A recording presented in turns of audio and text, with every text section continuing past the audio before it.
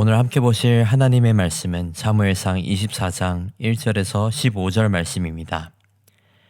사울이 블레셋 사람을 쫓다가 돌아오매 어떤 사람이 그에게 말하여 이르되 보소서 다윗이 에겐디 광야에 있더이다 하니 사울이 온 이스라엘에서 택한 사람 3,000명을 거느리고 다윗과 그의 사람들을 찾으러 들염소 바위로 갈새 길가 양의 우리에 이른즉 굴이 있는지라 사울이 뒤를 보러 들어가니라.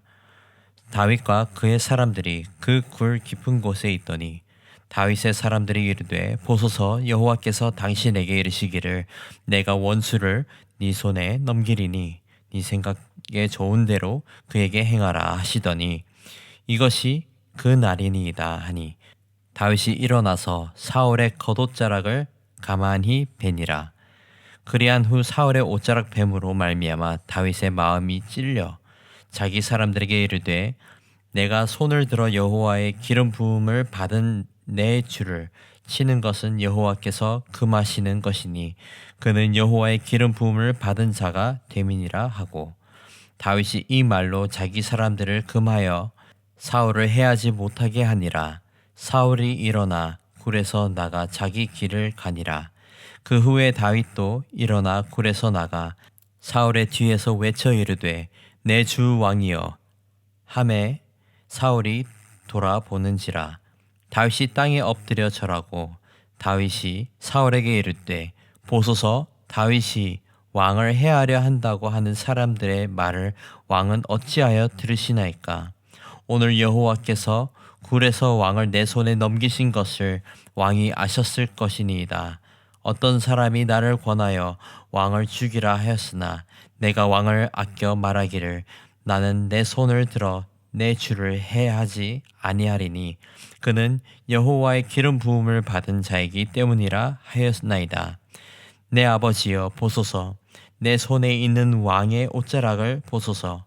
내가 왕을 죽이지 아니하고 겉옷자락만 베었은즉 내 손에 악이나 죄가가 없는 줄을 오늘 아실지니이다. 왕은 내 생명을 찾아 해하려 하시나 나는 왕에게 범죄한 일이 없나이다. 여호와께서는 나와 왕 사이를 판단하사 여호와께서 나를 위하여 왕에게 보복하시려니와 내 손으로 왕을 해하지 않겠나이다.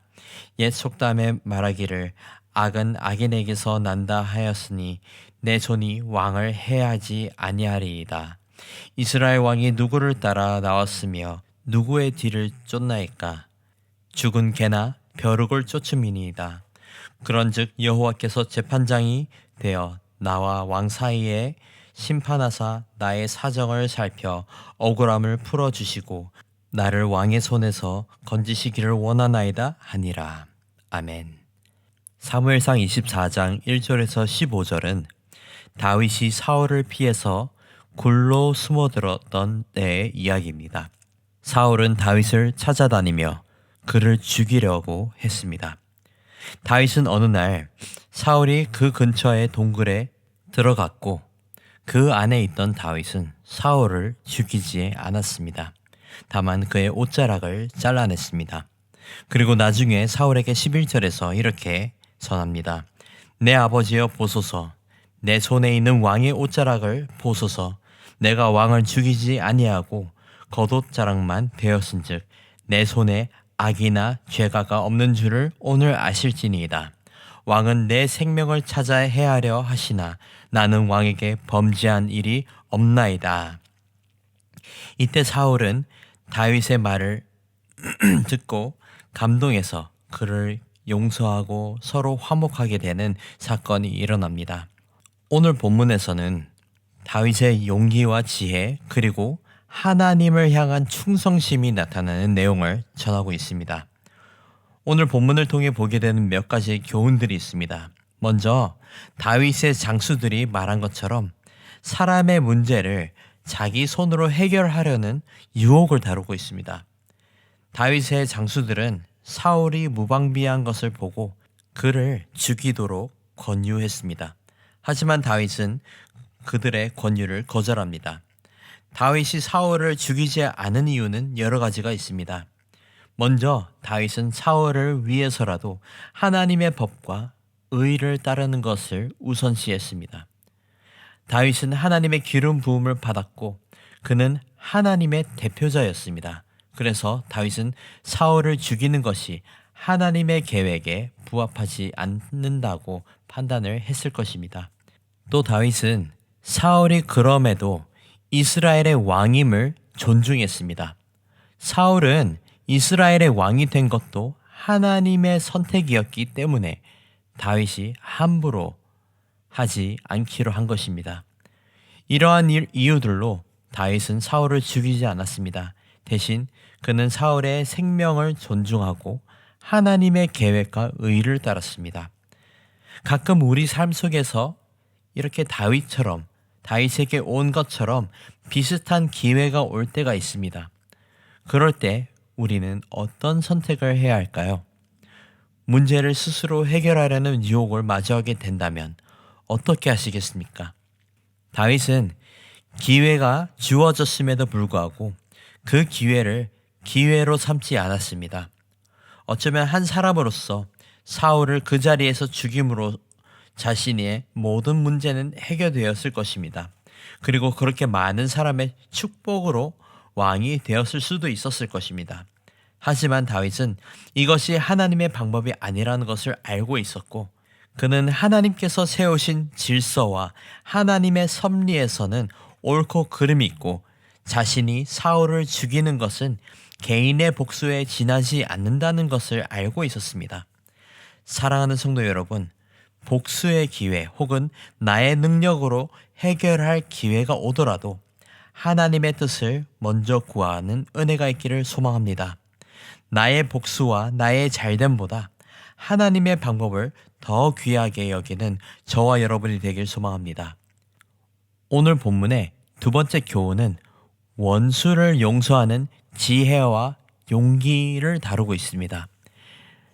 다윗은 할 수 있었음에도 사울을 죽이지 않았습니다. 그는 사울이 자는 동안 그의 옷자락을 자르기만 했습니다. 이렇게 사울을 살려두는 것으로써 다윗은 사울을 존중하고 그의 생명을 소중하게 여긴다는 것을 보여주었습니다. 또 11절에서 말한 것처럼 내 왕이여 내가 당신을 해치려는 생각이 없습니다 라는 말과 내가 당신의 대적인 것은 맞지만 내가 손을 들어 당신을 죽이려는 생각은 없습니다. 내가 옳은 길을 택하고 당신을 해치지 않았음을 알아주시길 바랍니다 라고 말한 것입니다. 어찌 보면 다윗은 하나님의 질서와 하나님의 공의를 알기에 두려워하지 않고 이러한 행동을 할 수 있었던 이유는 하나님을 온전히 신뢰하는 담대함이 있었기 때문입니다. 다윗은 그렇게 사울을 살려주고 그의 생명을 존중해 주면서 용서하고 화목하게 되었습니다. 사랑하는 성도 여러분, 분명 하나님의 뜻을 아는 것이 지혜이고 하나님께 순종하는 믿음이 우리에게 필요한 용기인 줄 믿습니다. 오늘 본문의 마지막 교훈은 모든 것을 뛰어넘는 하나님을 향한 다윗의 충성심을 다루고 있습니다. 다윗은 하나님을 향한 충성심이 깊은 사람으로 알려져 있습니다. 그는 언제나 하나님의 뜻을 따르고 그를 높이는 마음으로 살아갔습니다. 다윗은 하나님의 계명을 따르고 하나님의 말씀을 항상 염두에 두었습니다. 그렇게 하나님의 말씀을 듣고 순종해서 지난 설교 때처럼 어려운 상황임에도 블레셋과도 싸웠습니다. 또 다윗은 하나님과의 교제를 통해 그의 뜻을 이루고자 했습니다. 오늘 본문에서 다윗은 15절에서 이렇게 말합니다. 여호와께서 재판장이 되어 나와 왕 사이에 심판하사 나의 사정을 살펴 억울함을 풀어주시고 나를 왕의 손에서 건지시기를 원하나이다. 이렇게 말하면서 모든 결정과 재판을 하나님께 맡기며 충성심을 보여주었습니다.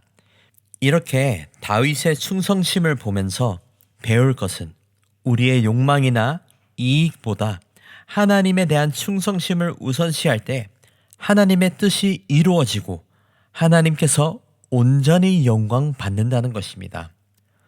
오늘 다윗과 사울의 사건을 통해 우리는 세 가지 교훈을 얻게 됩니다. 우리는 살면서 마주하게 되는 문제들을 우리의 손으로 해결하려는 유혹 가운데서 하나님의 뜻을 선택하고 원수를 용서하는 지혜와 용기를 통해 화목하게 되면서 결국 모든 문제를 뛰어넘는 하나님을 향한 충성심을 가짐으로써 온전히 하나님의 뜻을 이루고 하나님께 모든 영광을 올려드려야 한다는 것입니다.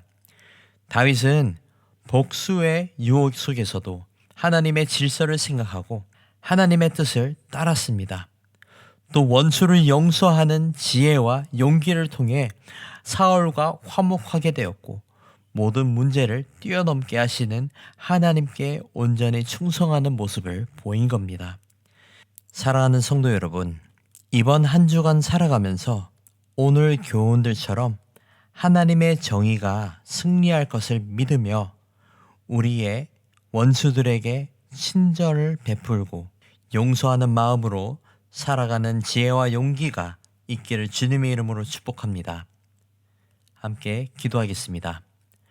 거룩하신 하나님 아버지 감사합니다. 오늘 말씀을 통해 하나님의 질서를 생각하게 하시고 나의 복수보다 하나님의 뜻이 이루어지는 것이 더 중요하다는 것을 깨닫게 하시니 감사합니다. 아버지, 우리가 항상 깨어서 하나님의 질서와 하나님의 공의를 묵상하게 하시고 삶 가운데서 나의 정의를 실천하기보다 하나님의 공의가 실천되게 하옵소서. 우리의 작은 생각보다 크고 놀라우신 하나님의 은혜를 경험하며 그 은혜로 이루어지는 놀라운 역사하심을 기대하며 살아가게 하옵소서. 다윗이 하나님께 온전히 충성했듯이 우리도 온전히 주님께 충성할 수 있는 믿음을 허락해 주시옵소서. 감사합니다. 사랑합니다. 거룩하신 예수님의 이름으로 기도드립니다. 아멘. 이 시간 말씀을 붙들고 기도하시면서 주간 기도 제목인 나라와 민족, 한국교회 부흥을 위해 함께 기도하시겠습니다. 먼저 나라와 민족을 위하여 또 한국교회 지도자들과 부산과 한국교회의 부흥을 위해 기도하겠습니다. 그리고 말씀과 기도로 승리하는 한 주간이 될 수 있도록 함께 기도하겠습니다.